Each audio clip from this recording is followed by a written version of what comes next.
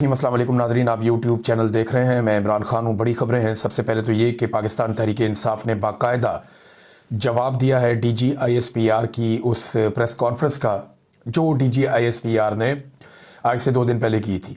उसके बाद बहुत भूचाल मचा रहा पूरे पाकिस्तान में, हर तरफ रोला पड़ा हुआ था इस प्रेस कॉन्फ्रेंस का। अब पाकिस्तान तहरीक इंसाफ की जानिब से बैरिस्टर गौहर जो चेयरमैन है इस वक्त, और सलमान अकरम राजा जो सेक्रेटरी जनरल हैं, और असद कैसर, इन तीनों ने प्रेस कॉन्फ्रेंस करके जवाब दिया है। और जो अहम चीज़ें हैं वो मैं आपके सामने रखता हूं। देखें, डीजी साहब ने जो प्रेस कॉन्फ्रेंस की वो 3 घंटे से ज़्यादा की।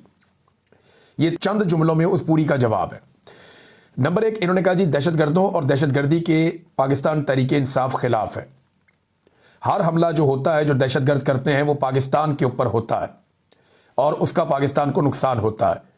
और पाकिस्तान तहरीक इंसाफ हर दहशतगर्द हमले के खिलाफ है, उसकी मजम्मत करती है। अब डीजी कहते हैं कि एक जमात पर हमला क्यों नहीं होता, यानी DGISPR ने देखे ना, ये कहा कि एक जमात है उसके ऊपर हमला क्यों नहीं होता।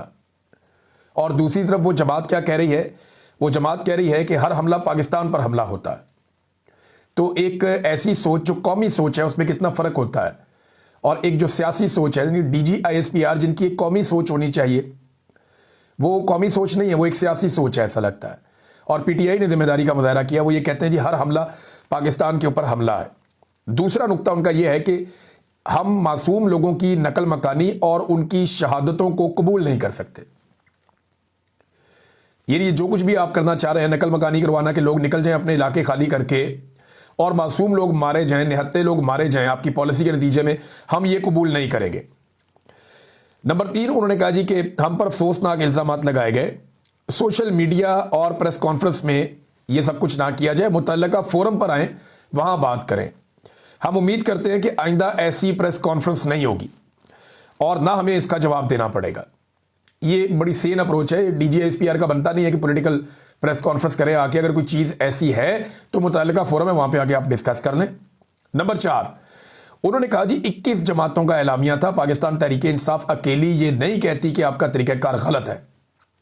ये 21 सियासी जमातों का एलामिया था, और वो जो 21 जमातें हैं उनका एलामिया बाकायदा असद कैसर ने सहाफ़ियों के हवाले भी कर दिया। उन्होंने कहा जी अमन जरगा में तमाम फ्रीकैन को हमने दावत दी और वहाँ इत्तफाक किया गया कि दहशतगर्दी के खिलाफ मौजूदा पॉलिसी जो एस्टेब्लिशमेंट की है, जो बंद कमरों में बन रही है, वो पॉलिसी गलत है। नंबर 5, एक और बड़ी इंपॉर्टेंट उन्होंने बात की। उन्होंने कहा जी दहशतगर्दी समेत किसी भी मामले पर मुज़ाकरात में इमरान खान को बाहर नहीं रखा जा सकता।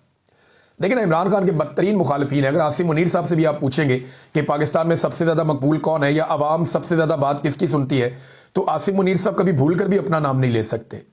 वो यही कहेंगे कि इमरान खान ऐसा आदमी है जिसकी पूरा पाकिस्तान बात सुनता है।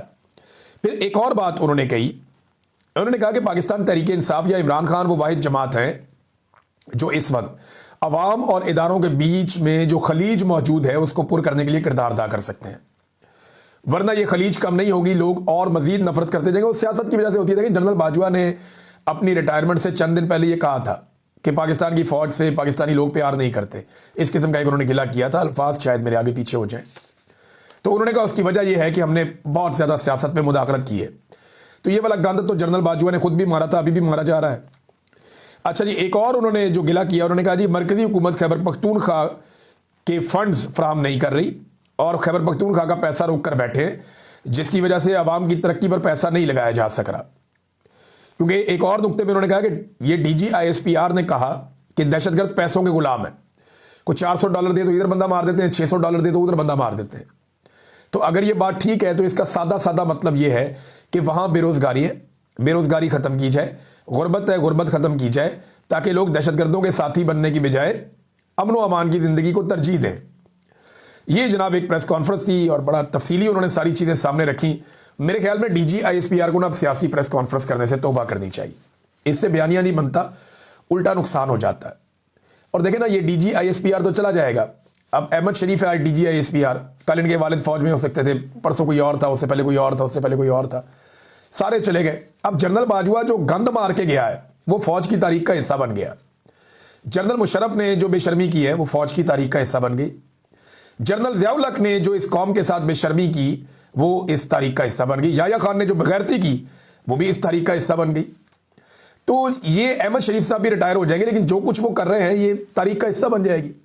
और इदारे के ऊपर एक दाग और लग जाएगा।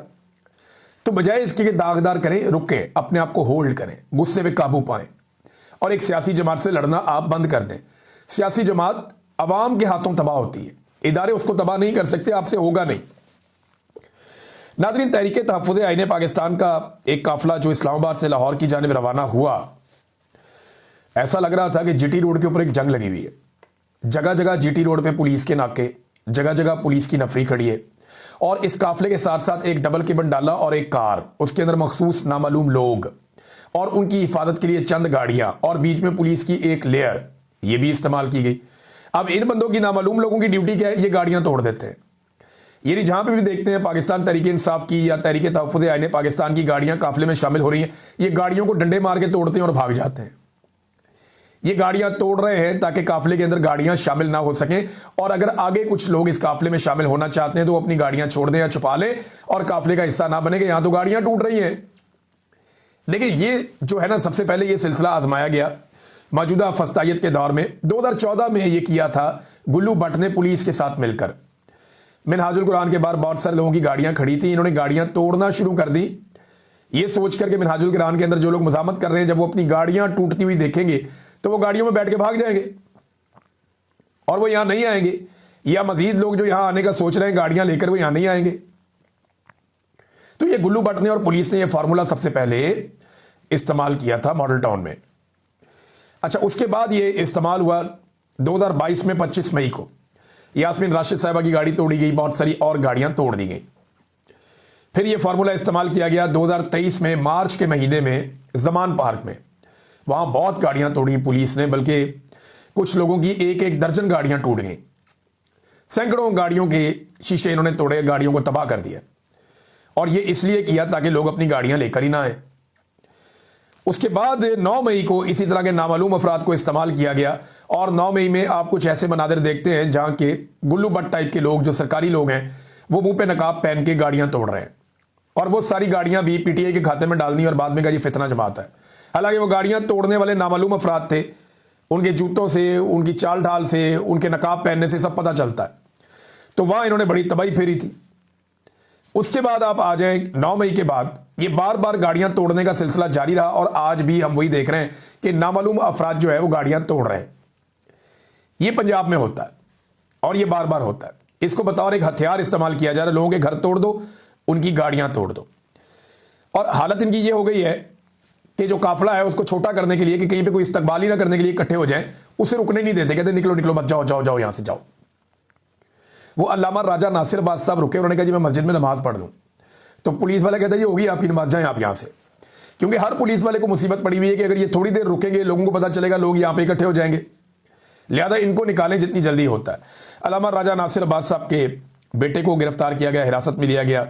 अचकज़ई साहब के बेटे के लिए भी यही सब कुछ किया गया। अमजद खान न्यादी साहब हैं, उन्हें गिरफ्तार कर लिया गया। कई MPA हैं, इसको गिरफ्तार किया गया, बहुत ज़्यादा टॉर्चर किया गया। गुज़िश्ता 2 दिनों से चादर और चार दीवारी का लगातार जो है तकद्दुस पामाल किया जा रहा है। जफर इकबाल गोंदल साहब तहरीक इंसाफ के रहनुमा, उन्हें भी गिरफ्तार कर लिया गया।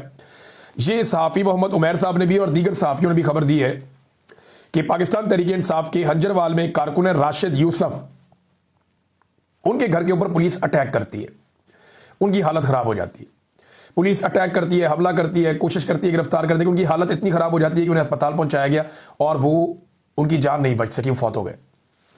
तो एक और पॉलिटिकल कारकुन ये पुलिस गर्दी की नज़र हो गया पंजाब में। तो IG पंजाब के दामन पे एक और सियासी कारकुन का खून लग गया। IG को अभी तक ज़िले शाह सोने नहीं देता। तो IG को नींद कैसे आती होगी, एक के बाद एक सियासी कारकुन वो कत्ल कर रहे हैं।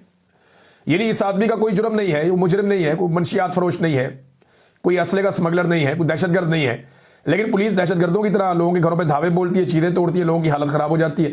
अब ये शख्स जो है, इसको अस्पताल पहुंचाया गया और इनका इंतकाल हो गया सहाफ़ी मोहम्मद उमैर साहब की खबर के मुताबिक।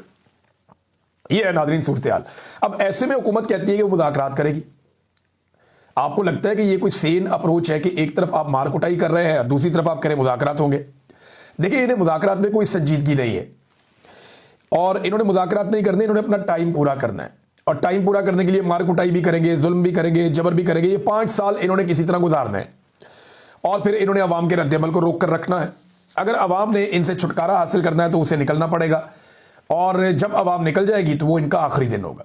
ये बात तो क्रिस्टल क्लियर है, क्योंकि इनके पास इखलाकी जवाब कोई नहीं है। आलमी सतह पर भी, पाकिस्तान के अंदर भी सब लोग ये जानते हैं कि इनके पास इस हुकूमत को जारी रखने का कोई इखलाकी और कानूनी और आईनी जवाब नहीं है। जिस दिन लोग निकलेंगे इनके साथ कोई खड़ा नहीं होगा। अब नाज़रीन, इसमें एक चीज़ आप और देखें कि कराची में पाकिस्तान तहरीक-ए-इंसाफ को कहा जाता है कि आपको मुकम्मल सहूलत फराहम की जाएगी। मैंने 2 दिन पहले कहा कि फिर पीटीआई को जलसा भी करना चाहिए। अब पीटीआई ने जिना बाग में जलसे के लिए जो है वो दरखास्त दी, मगर जलसा करने से सिंध हुकूमत ने मना कर दिया। और वजह जो बताई गई वो सिक्योरिटी खदशात हैं।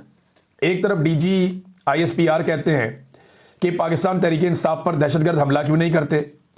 दूसरी तरफ सिंध की हुकूमत कहती है कि जनाब सिक्योरिटी का खदशा, लिहाजा हम आपको जलसा करने की इजाज़त नहीं देते। यार एक तरफ खड़े हो जाए ना, या तो डीजी ISPR झूठ बोल रहे हैं या फिर सिंध हुकूमत झूठ बोल रही है। अगर तो डीजी ISPR सच बोल रहे हैं कि पीटीआई के ऊपर हमला नहीं हो सकता दहशतगर्दों का, तो फिर तो उन्हें जलसा करने की इजाज़त देनी चाहिए। और अगर नहीं देनी तो फिर सिक्योरिटी को आप रीज़न ना बनाएं, आप कोई और वजह बता दें। नाज़रीन, 4 चीज़ें मुमकिन तौर पे हो सकती हैं सुहेल अफरीदी साहब के दौरा कराची के दौरान। एक तो जो चेंबर ऑफ कॉमर्स है कराची का, उन्होंने मना कर दिया।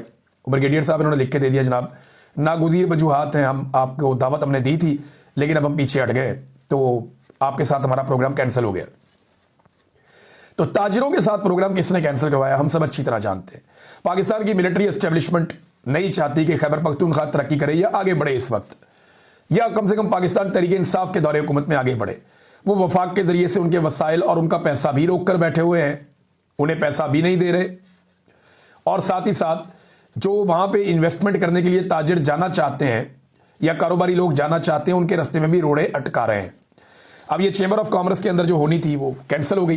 करवाने वाली एस्टेब्लिशमेंट है, आप सब जानते हैं।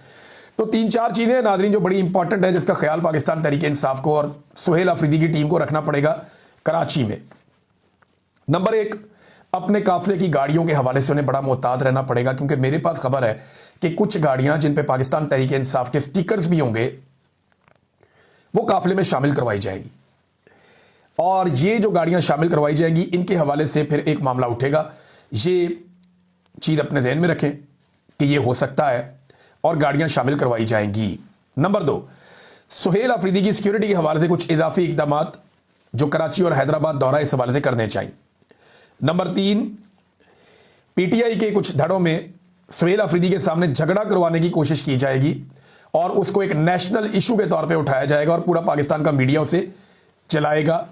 ये भी एक प्लान है। और चौथी चीज़, मैं आपको वक्त से पहले इसलिए बता रहा हूं ताकि ये प्लान नाकाम किए जा सकें। चौथी चीज़ ये है कि बदमज़गी पैदा करने की कोशिश की जाएगी। 2 ऐसे इवेंट हैं जहां पे मैं उम्मीद करता हूं कि जो हमारे कराची के सिंध के सहाफ़ी हैं वो ऐसे किसी भी घटिया खेल को कामयाब नहीं होने देंगे।